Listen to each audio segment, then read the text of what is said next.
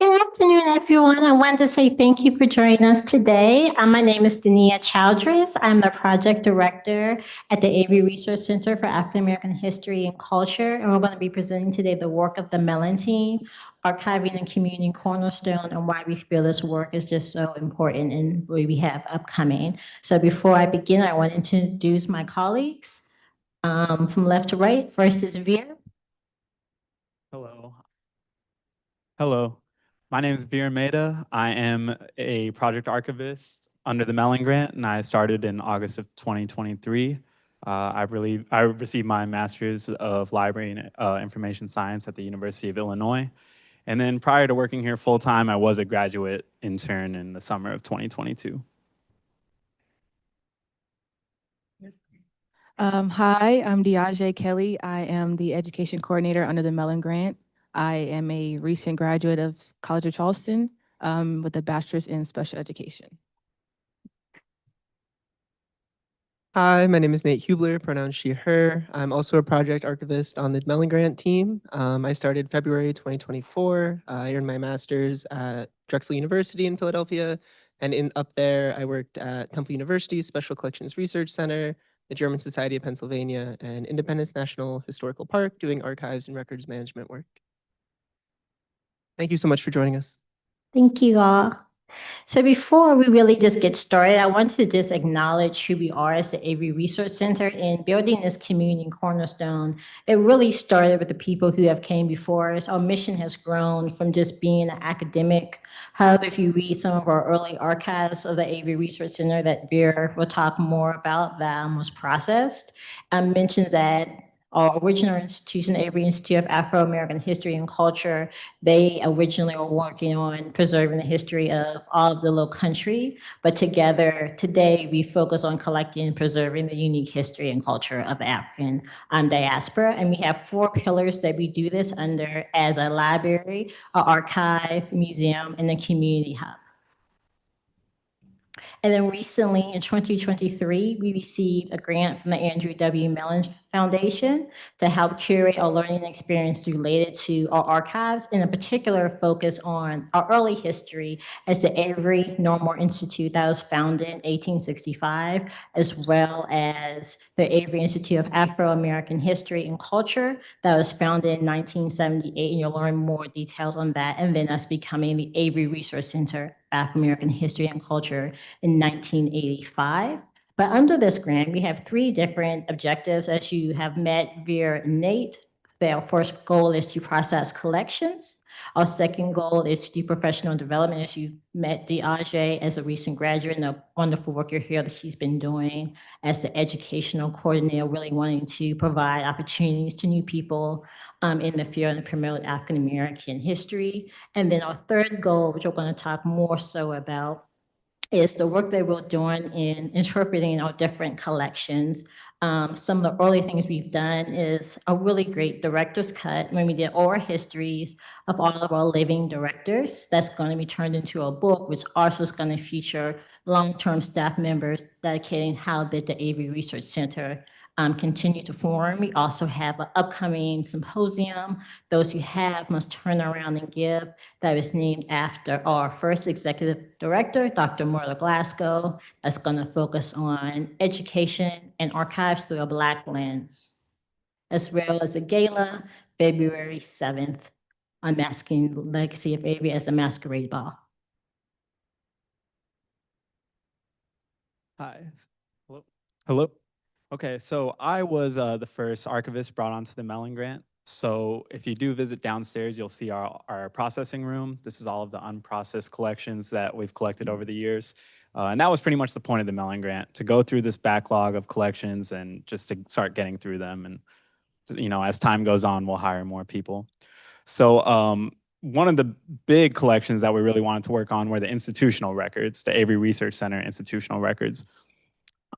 This was just a massive collection. You know, this is spanning since all the way before the research center was created, and basically just a collection of things from that are necessary to things that people kept that they probably shouldn't have. So we hired our former interim director, Lauren Bickle, for this grant. And she was tasked with that monumental responsibility of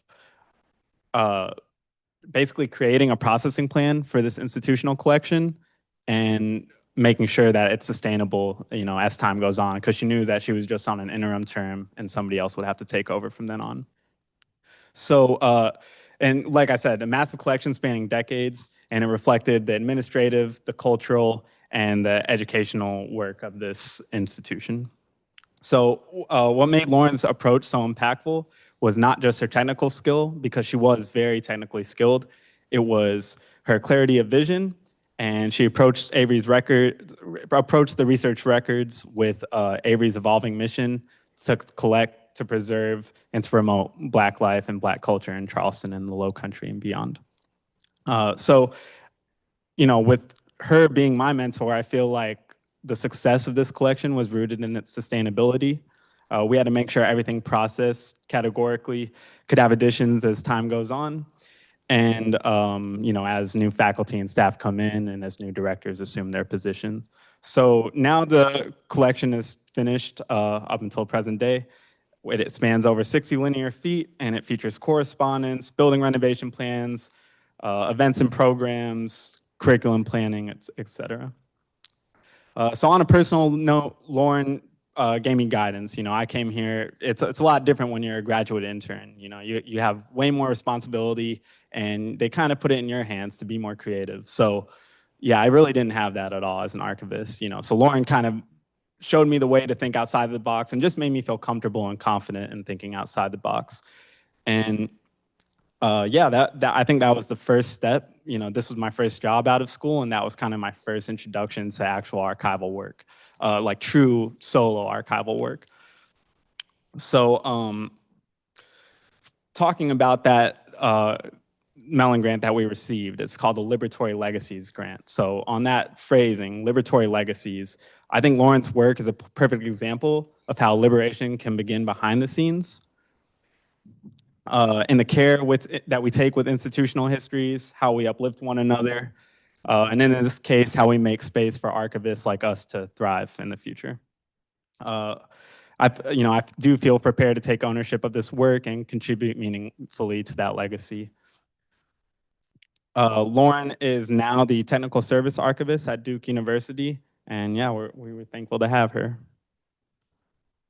So I know some of you probably aren't fully aware of everything. As you go to school here, you're going to hear different terms: the Avery Normal Institute, the Avery Research Center, the Avery Institute for Afro-American History and Culture, and then maybe even Avery High School. So I can just give you a brief history on that. Avery was founded in 1865 by the American Missionary Association. It was the first accredited school in Charleston for Black youth. It was originally named the Saxon School, but it was later renamed after Charles Avery, who he was an abolitionist, and after he passed his estate in Pennsylvania, along with support of the American Missionary Association and the Freedmen's Bureau, funded this building that we're in today. So this building was built in 1867, 125 Bull Street. From 1868 to 1954, Avery continued to evolve as a center for intellectual learning. Teacher training was pretty much the main goal for most students that came early on. And then it was also a place for civic engagement and radical organizing. And as you dive into the history, you'll see that the radical organizing part lasted still today. That's kind of the pillar that we see every day when we work here. By 1880, enrollment was over 500 students, and by 1900, you could say 2/3 of Avery graduates were teachers in the Low Country. And the graduates played a huge role in the research center even being created. So you'll see names like Septima Clark, J. Andrew Simmons, Edwin Harleston, and that's kind of where the radical organizing started, because they were a part of the team that started the Charleston's first NAACP chapter. That was in 1917. So The school was open as a private school until 1945. The American Missionary Association pulled out their funding. So in 1947, it became a public high school. It was just Avery High School. That lasted until 1954. Do any of you have any ideas why the school closed in 1954?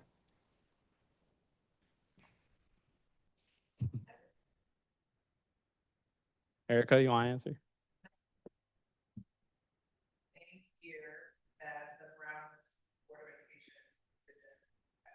Right.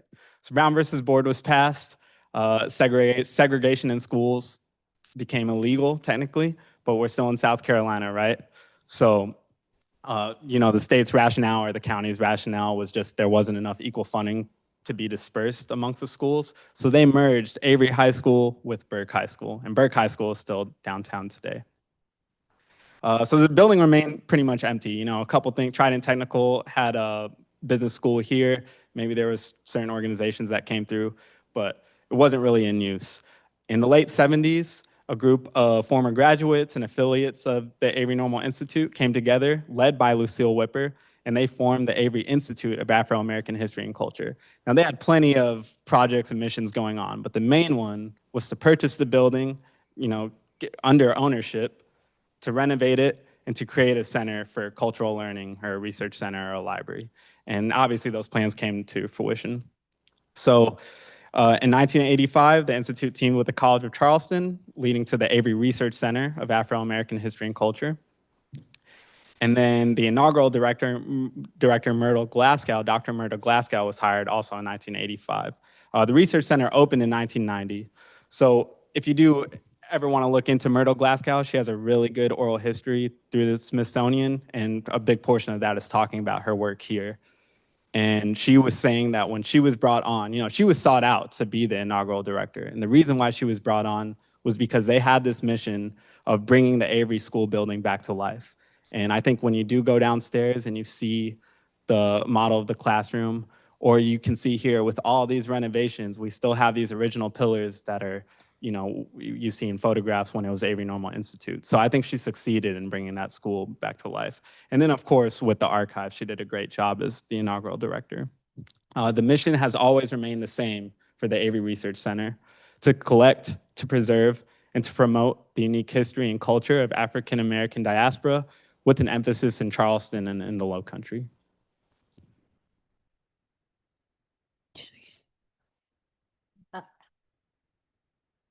Thank you.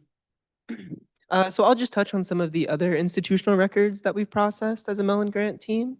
Something to keep in mind with them is that these are sort of institutional stakeholders in the Avery Research Center. So organizations that either directly supported the Research Center's work or were involved in its creation, like Vera was saying with the Avery Institute, where this grassroots organization of former Averites, concerned community members, and descendants banded together to raise money and create the Avery Research Center, but also sort of organizations throughout the Low Country that were founded or partially founded by former Averites or graduates of the Avery Normal Institute.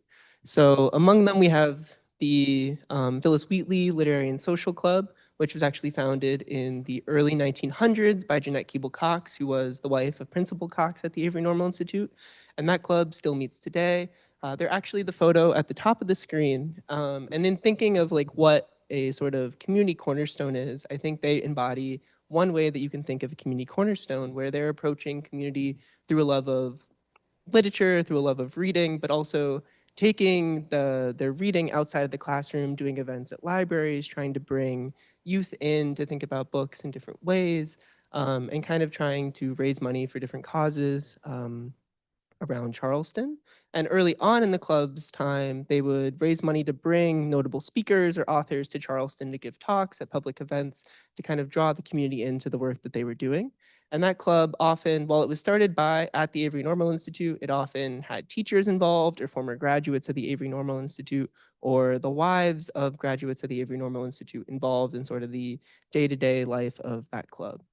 We also have the Charleston chapter of Jack and Jill. On the screen it says Jack and Jill of America. That's because when Veer processed the chapter's records, a lot of the records in there related to sort of the larger organization, and they weren't really speaking to life in the local chapter. So we renamed it to Jack and Jill of America Inc. Records. But we do have some stuff in that collection directly related to Charleston. And then in the J. Arthur and Mady Brown papers, Mady Brown was one of the founding charter members of the club. So she kept a scrapbook for the first 10 years of the club's kind of history, documenting pictures, which one of their events is the lower photograph on the screen right here. I believe it was like a Halloween ball, if memory serves correctly. And kind of bringing together the life of the club through photographs, through paintings that were in the scrapbook, different itineraries or events from meetings, when they traveled to the Mid-Atlantic Conference, just sort of memorabilia that they brought back would all end up in the scrapbook. And it kind of paints the picture of the early years of the club. Sorry, just refresh my memory. And then Veer also processed the Avery School memorabilia collection and the Lynx Inc. Charleston chapter. And these also kind of speak to different ways that Averites went forward after they graduated to find different ways to be engaged with their community and sort of take their passions and their interests to draw in more people into their causes that they were most passionate about.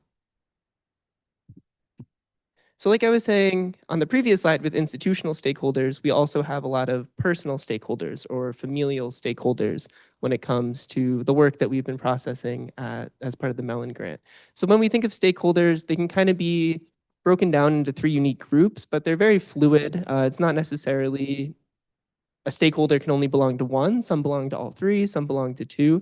So among those, we have Avery Normal Institute students, graduates, and faculty.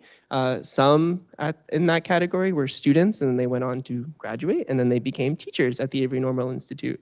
We also had Avery Institute of Afro-American History and Culture members, which again, like Veer said, consisted of many of the Averites from the Institute. And then we also have Avery Research Center employees and lifetime supporters.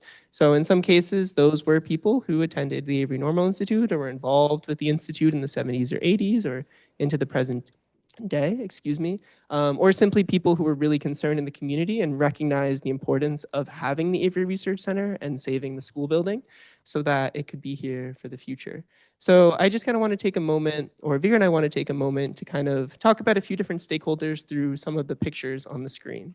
So I already mentioned J. Arthur and Mady Brown. They're the only color photograph that's on the slide right now. They're up in the top at a wedding actually being photographed together. And getting to process 2 accruals to their collection was really great. Like I said, one of them kind of had that scrapbook from the Jack and Jill chapter, but it also kind of speaks to the ways that they were so embedded in their community in Charleston after they returned from South Carolina State, where Mady was involved in the Phyllis Literary and Social Club. She worked at McLennan Bank. She was a registered member of the local NAACP chapter. And she kind of ran the sort of rental real estate business that her and her husband made a living off of. And then her husband was really involved in the local civil rights movement. He was a member of the local NAACP chapter, became president of the Charleston chapter, and eventually went up to the South Carolina state branch of the NAACP to do work. And I think a way that I really think of how perhaps being a community cornerstone is embodied through them is at the time of his work in the NAACP, how many people have heard of The Crisis? It's the NAACP's magazine that they would send out every month. And you can actually see parts of this at the exhibit at the Charleston Museum right now. But because he was the president and because of sort of the climate of racist segregation and apartheid in South Carolina and in Charleston at the time, they would have, all the members of the club would have their issues of the crisis be shipped to the Browns' house. Because they were worried about racist repression if somebody saw that they were getting an issue. And then they would come to their house and pick up their copy. So on issues in the collection that we have, you can see like Delta Sigma Theta chapter from the sorority is on one of the address labels, but it's still their house. Or individuals in the community, it's their name, but it's going to the Brown family house. So kind of thinking about different ways that in that case, the Brown family stepped in to be this community cornerstone at this time of great uncertainty or great repression and kind of advocate not only for themselves, but for their larger community and think about what that meant to everyone surrounding them. And then to keep with the Brown family theme, the 2 girls on the bike in the sort of the middle of the screen is Dr. Millicent Brown, trailing behind her sister Jonelle Gordon. And We have Dr. Brown's papers. I was lucky enough to process 2 accruals to her collection as well. And thinking about the way that she shows up. I don't know, is anyone here in Dr. Brown's class this semester by chance? No? Okay. But thinking about the way that she's continued to give back to the community, she was involved in the Institute. She was I believe, the youngest member involved in the Institute when it was founded. She worked at the Avery Research Center when it opened as the director of museums and education. And she's continued to be deeply embedded in the sort of cultural fabric of the Avery today. And in fact, her class that she's teaching this semester is being taught out of our classroom down on the first floor. And then up in the middle top, the man, Elmer Brown is his name, sort of in the headshot of the military gear. To me, he really embodies sort of a ever-evolving way of looking at what community is. So he served in the military for 20 years. He retired. After he retired, he was like, well, I'm not actually going to retire. I'm going to go get a job in higher education. So he moved to Pennsylvania, worked at Cheney, got a master's, and then ran the Paul Robeson Cultural Center at Penn State for a decade. After working there and kind of crafting that community, he was really the first long-term director of that center. So kind of shaping what it came to be on Penn State's campus. He retired and he moved back home to Charleston. And again, he was like, well, I'm not really going to be retired. And he worked on the board of a bank. He worked on a board of a sort of construction nonprofit, and he was really involved with the Avery Institute and saving the Avery Research Center building. And then once the Research Center building was saved, he continued to be involved with both the center and the Institute.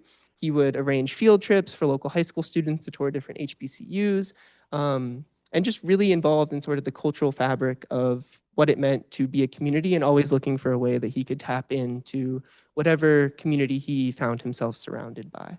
And ultimately, his last mission was to kind of give back to his community on Sullivan's Island, where he founded Original Islanders to save the African-American cemetery on Sullivan's Island, where he organized and fundraised money to preserve the cemetery, have it be nationally recognized, and do a little bit of preservation work to kind of make it a more inviting space for the 21st century for people who are visiting their ancestors.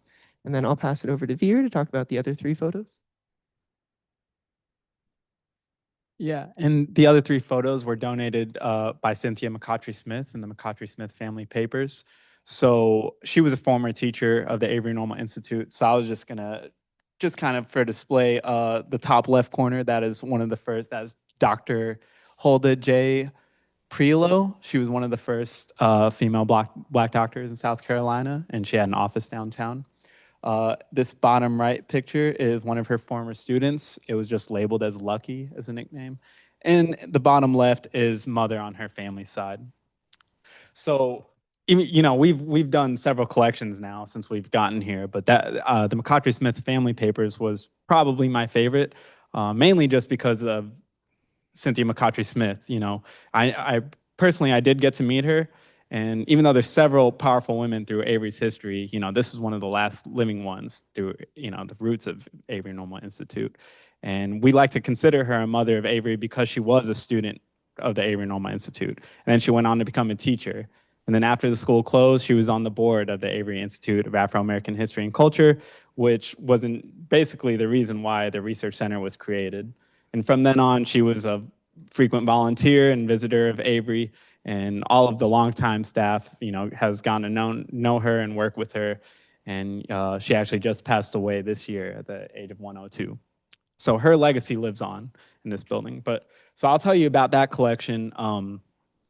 You know, I titled it The Family Papers because she not only collected her own materials, but all the materials of her 3 siblings and her 2 parents, and then kind of even extended family in some regards too. So just to talk a little bit about that, it does start with her parents. Very powerful family, Andy and Lucille McCautry, disciplinarians, and you can tell that the success of their children was cultivated, you know, starting at childhood. So her father, Andy McDonald McCautry, he was get this right, he was a carpenter and worked as a Pullman porter. And he was actually on the team that helped create and mobilize the Brotherhood of Sleeping Car Porters in Charleston. Lucille Turner was a graduate of the Avery Normal Institute in 1907, and she became a teacher, like most graduates of Avery at that time. Later on, she was a seamstress, but she was the disciplinarian in that household. She was a person of deep faith, and she instilled the importance of education and self-respect within her 4 children. So this home was a space of stability and vision, and like I said, the success was truly cultivated from an early age. So let me talk about the second oldest child. This is Dr. Turner McCautry. He was also a graduate of the Avery Normal Institute. He went on to medical school in Nashville, Tennessee, later returned, practiced for over 40 years in Charleston, practiced medicine, him and his wife. He then served on the chief of staff at McClellan Banks Hospital and played an integral part in their renovations and construction of a new and improved hospital. And one thing that was really cool, Turner was a big part of this collection. He kept, kind of like Cynthia, they were historians at heart, so he kept a lot of his old photographs and materials. And while he was a practicing physician, he was also a pilot with a pilot's license, and he would fly his plane through the southeastern United States on outpatient, outpatient visits, basically. But so he has his travel log within this collection too. So I thought that was really cool. But then the star of the show, Cynthia McCautry Smith. So we call her Miss Cinny here. That's what everybody knew her as. She graduated from Avery in 1941, continued her education, received her master's from New York. But then kind of like how we see a lot of graduates from Avery, they did return to the Low Country to teach. And she actually returned to the Avery Normal Institute. So she did teach here when it was a private school, and then even went through the transition when it became a public school. Like I said, well known for her contributions in public service, maintained a lasting impression on the community, and she was an active member and volunteer of the Research Center.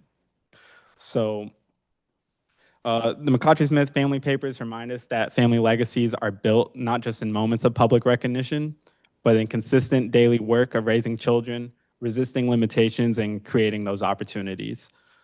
And I mean, personally, like if you're an archivist, sometimes you kind of like the Research Center, you get the institutional records, you get collections that are just mountains of paperwork, not necessarily fun. You know, they could be financial receipts, contractual agreements, not really the most fun thing that you have to sort through for hours every day for maybe months at a time.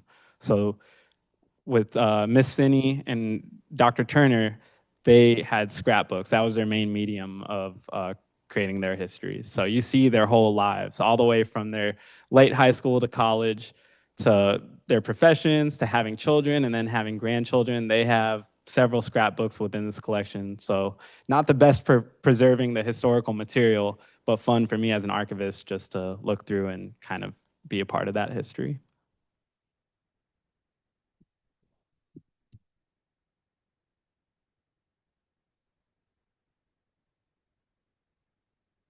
So Avery can also be thought of as a family affair. Like I think Veer and I were both saying, myself with the Brown family and Veer with McCautry Smith family papers.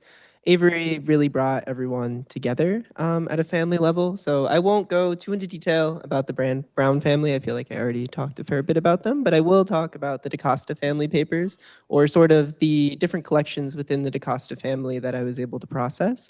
So I got to process an accrual to Herbert A. DaCosta Jr.'s papers.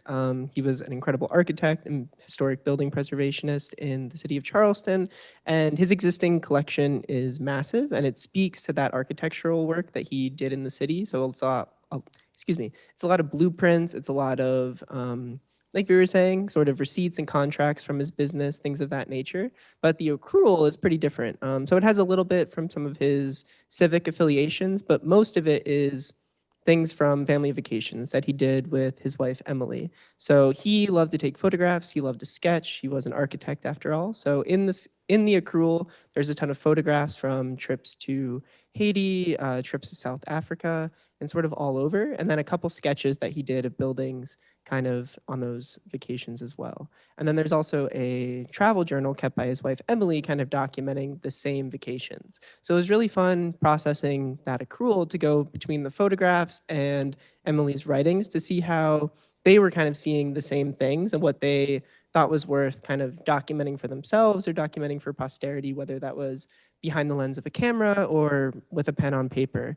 And then kind of bringing those two together in a blog post that I wrote to kind of shine light on how their lives were when they weren't just working and they were outside of that sort of lens that they're known for.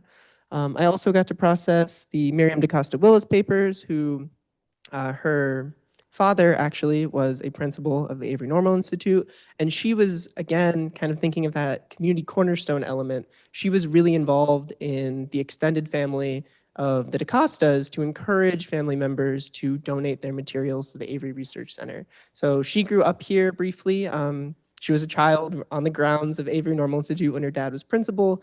And I think that probably spoke to her, but also just recognizing the importance of Avery. So during family reunions, she would kind of rally family members to encourage them to bring photographs in or bring different things related to their family history, like certificates, birth certificates, diplomas, so on and so forth, and donate them to the Avery so that their family history could be preserved in this building. So there's a little bit of her sort of behind the scenes wheeling and dealing in her collection with her family, really arranging family reunions to be in Charleston and making sure they had stops at the Avery Research Center while seeing other important sites in Charleston that were connected to their family. But also, she was an incredible scholar, both of the Spanish language and English language. She was did research on literature and Black erotica. So her work in her scholarly endeavors is also represented in her collection. I think that kind of speaks to both her sort of scholarly output or what she was really passionate about, both kind of professionally and personally, and the way that that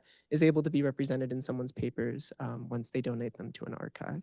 And then I was also able to just kind of fix up an old finding aid for the DaCosta family papers, which speaks to Ms. DaCosta Willis's legacy. So the DaCosta family papers is just kind of that, for lack of a better word, mishmash of family records that individuals had donated, where they maybe donated one or two things, so a folder or two's worth. So it didn't make sense for them to have their own collection, but it spoke to the sort of wide history of the DaCosta family.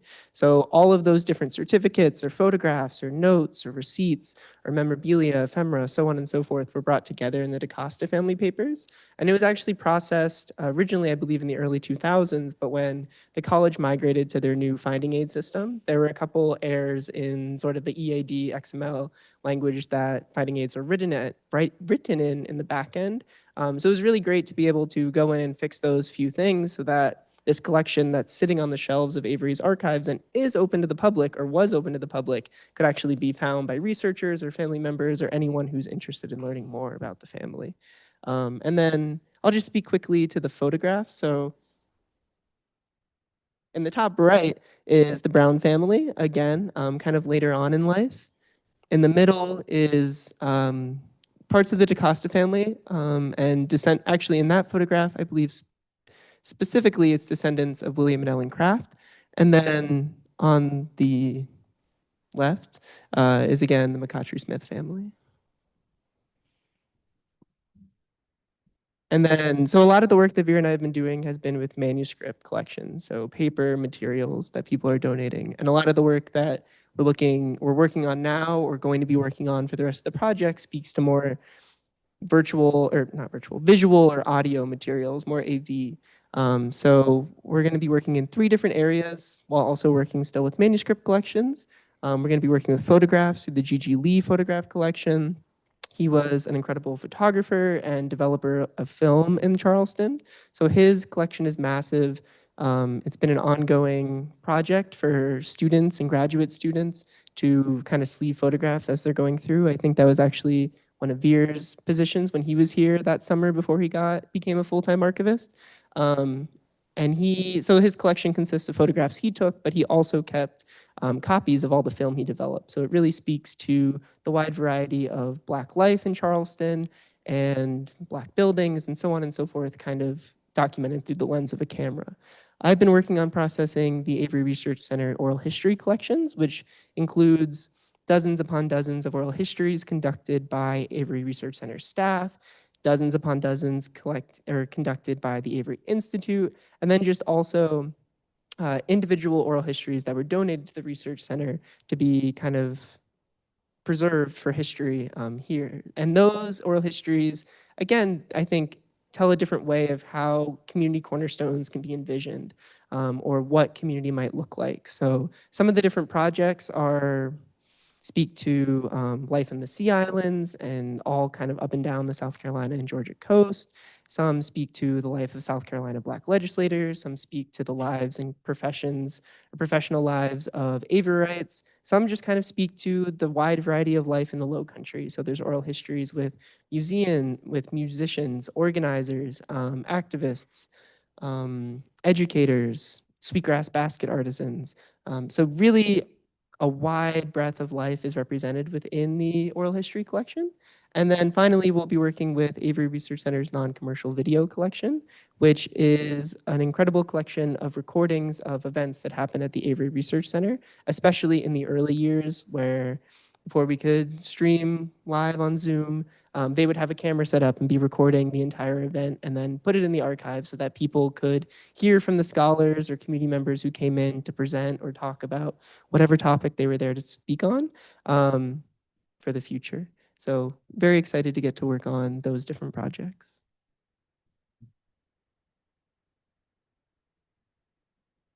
All right, so getting here in May, my first project was working on the South Carolina Black History Bugle. So it's an education magazine, and the Avery has 3 editions, well, 3 issues. So this fall, we're aiming to release the 4th issue, which is going to be based on youth advocacy and agency. So it'll just give readers some insight on the courage and kind of the triumph that the youth have gone through and how they've defied the norm here in the Low Country. The issue also will be highlighting some of the facilitators of youth advocacy and the support they've given. So I know we have different collections that the Avery has here that'll be referenced, such as the James Campbell collection and different articles that we have here in our digital collections as well. There's also articles that are written by former interns, students of the college, community members. I think there's some high school students in there as well who've written articles that'll be featured. So alongside that, we'll have curriculum that will be created for grades 5th, 7th, and 9th.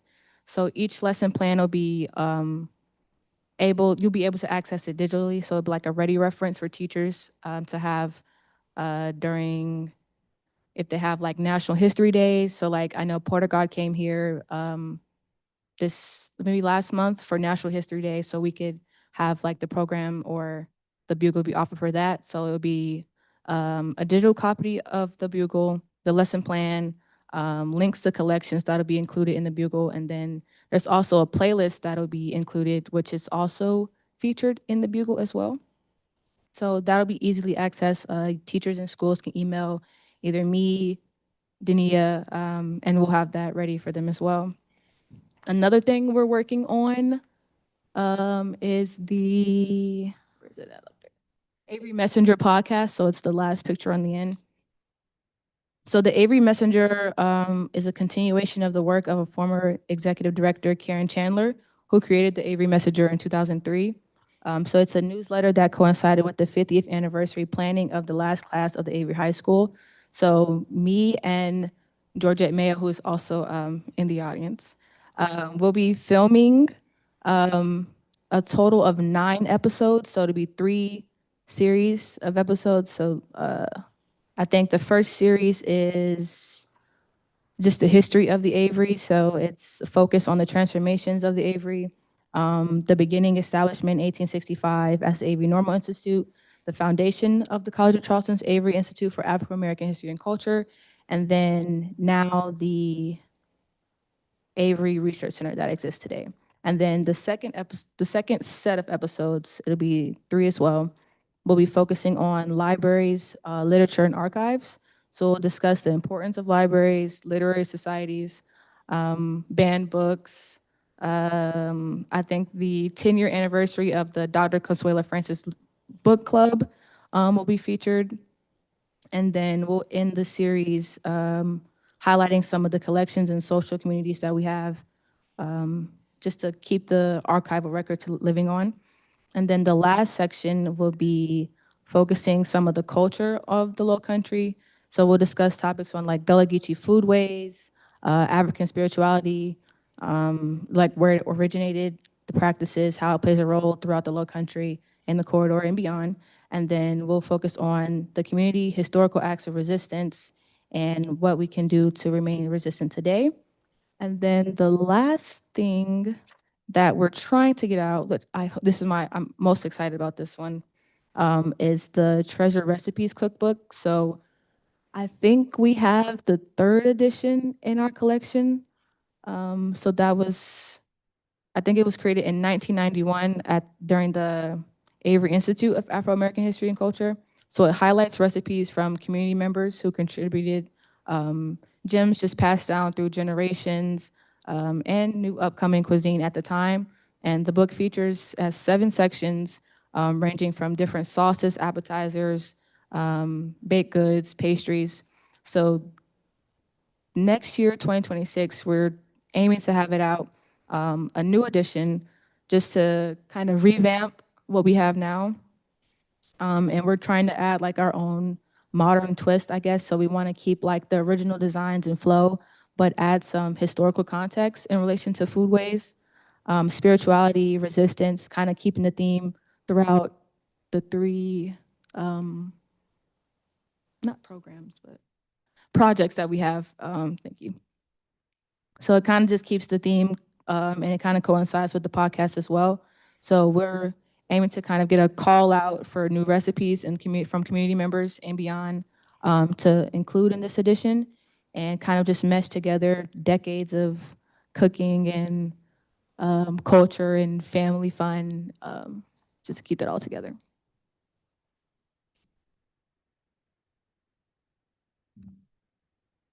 So as we get ready to conclude our presentation, I want to just give a special thanks to everyone on this Mellon team and also the long-term staff at the Avery Research Center for African American History and Culture.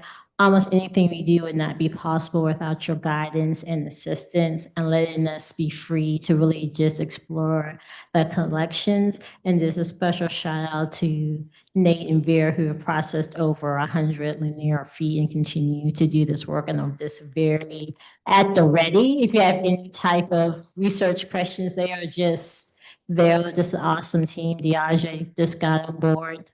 Her amazing work with the cookbook. She didn't mention, but she is also working on the spirituality program that will be in the spring. And then Vera and Nate come back and join us. We have a 2-part program that's going to be November 4th and 5th. November 4th is a virtual program with Marion Kaba. She's an archivist as well as a social activist, and she's going to be talking about her zine making process. And then Nate and Vera will be leading us in their own zine making workshop here at the Avery the following day on November 5th. Do you have any questions for us?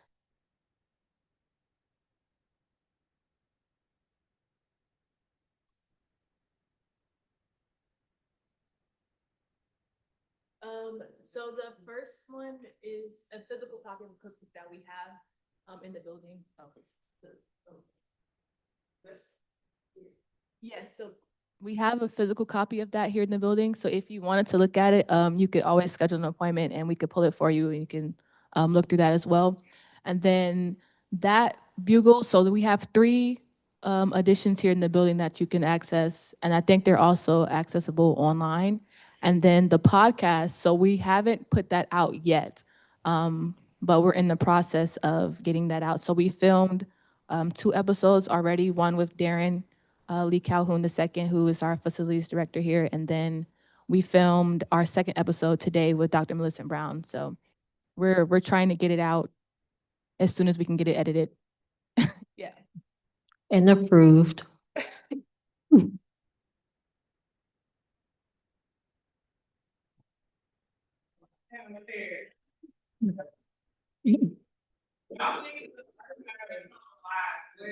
don't know, advice do y'all have, what you're learning from the materials that you're processing? I think y'all kind of alluded to it. But what do you want us to learn about, like, just keeping people, memories, all those things alive? What lessons do y'all take away from that? Yeah, so Nate can speak on this a lot, but that definitely just like if you do have kind of prized possessions, take care of them. You know, like don't wait till it's too late. Unfortunately, that's the case for a lot of it. But now we know, like plastic sleeves, keep it indoors, keep it cool. Photographs are great. Photographs are an easy one. I think with everything being digital, it's something to look back on when you have those boxes of photographs. So just keep good care of it, and then when you do want to process them, you can either take a workshop and do it yourself, or you can pay for somebody else to do it.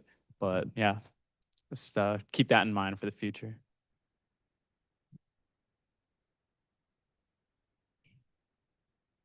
I think I would just say, especially when thinking of your own like personal papers or collections or things, your history is your history, right? So like what matters to you, what's important to you, your what brings you joy, what reminds you of certain events or times in your life. And those are the things you really want to hold on to. And like Vera was saying, you want to protect, you want to keep them out of humidity, you don't want to rubber band photographs, so on and so forth. But I think just being mindful of kind of thinking of like what's really like when people have like natural disasters like hurricanes or fires, like one of the first things people want to grab are their family scrapbooks or their family photo albums. And that's because they really speak to their own community, their family, their children, their friends, their loved ones. So yeah, just really think about what's important to you. Think about if you have a wide kind of disparate family all over the country or even all over the county, think about who has what and check in with them, make sure they're taking care of it. If they don't want to have it anymore, if it's just taking up space in their attic and you have space, ask if you can take it and hold on to it.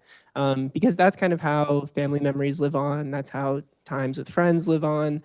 So kind of take ownership in protecting your own history and preserving it, and just kind of enjoy it, right? I mean, it's yours.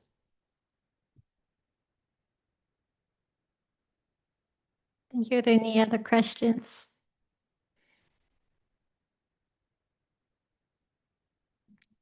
Ms. Mayo? Oh. Okay.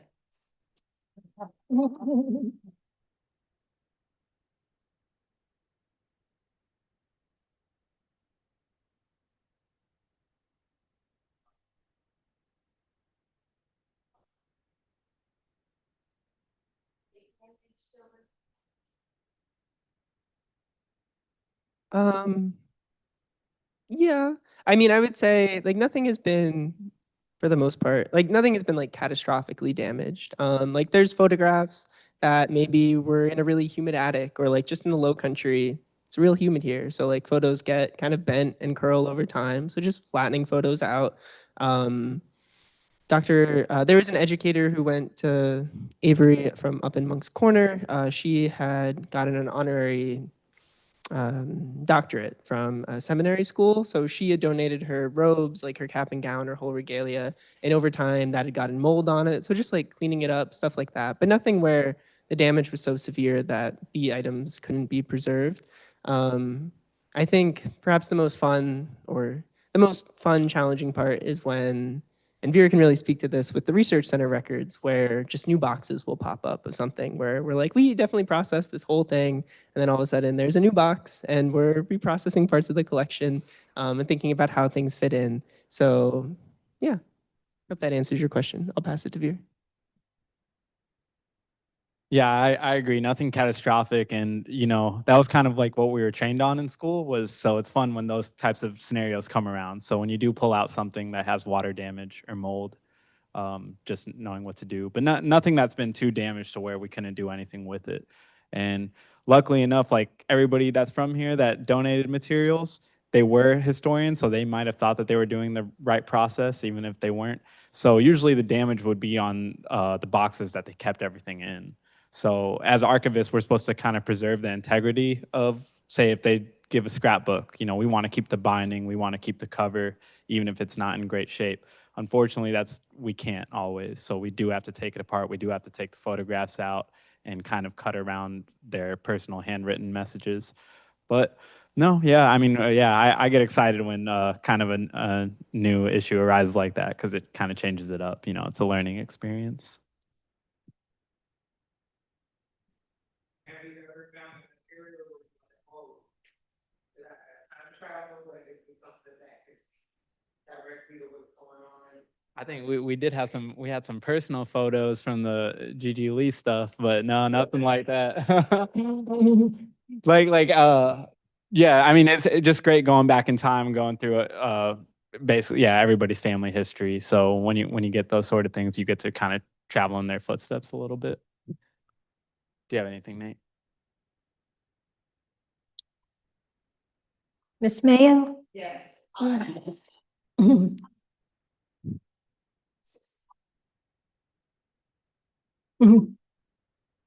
also the leader of Dr. Fitzgerald Francis Reading Circle. I'd like to invite everybody for a free program next Thursday from 6 to 7:15. We are featuring Margaret Attica, who is Charleston's first poet laureate. And he will be reading selections from his poetry book, Whole, What Makes You Whole.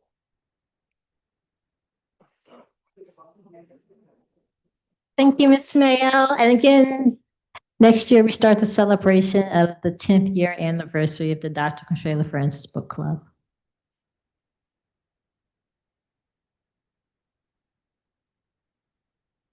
And with that being said, just help yourself to some of the drinks that we have here. And if you want to ask any questions individually, feel free to. But thank you so much for your time here. And thank you to the Andrew Mellon Foundation.